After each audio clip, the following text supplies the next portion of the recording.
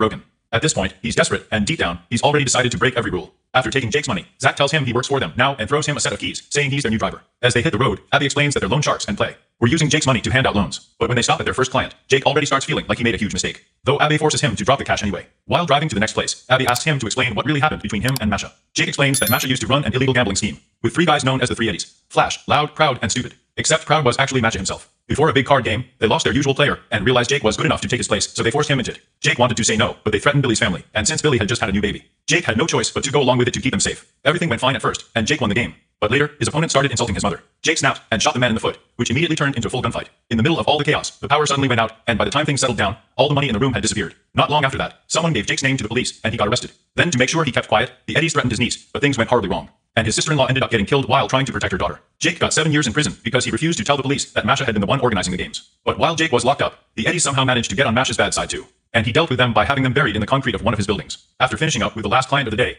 Zach drops Jake off at a rundown motel and tells him this is where he'll be living. Now, meanwhile, Masha and Paul head out to meet the infamous crime boss, Sam Gold, a man every other criminal looks up to and wants to become. But since Gold never shows his face and never meets people himself, they end up meeting his advisor, Lily Walker, instead. She agrees to set up a powder deal for Masha, but warns him that Gold hates attention and never gives anyone a second chance. She already knows Jake is causing problems and makes it clear that if Masha messes this up, Gold is not going to be happy. But even after hearing all that, Masha only sees the upside of doing business with someone that powerful, and confidently says everything is under control, and that he doesn't see any problems coming. The next day, Jake gives Zach and Abby even more money. And while playing a game of chess with Abby, the conversation shifts to Jake's time in prison. Jake explains that he had been given the choice to spend 14 years doing regular time, or only 7 years in solitary confinement and without help. Hesitation, he picked lonely. On both sides of his cell were 2 mysterious men, one a chess master and the other a con man, who had apparently been there for a very long time. Even though they never saw each other or spoke face to face, someone they knew everything about one another. And during the first 5 years of Jake's sentence, the 3 of them shared ideas about chess and the perfect scam, through handwritten notes hidden inside library books that were passed around between cells. Jake always thought he was one of the smartest players around, but over time, he realized these men had figured out a formula that could win almost any game in the world. He started learning from them, even though back then he still didn't fully understand how deep it really was or why it would matter to him.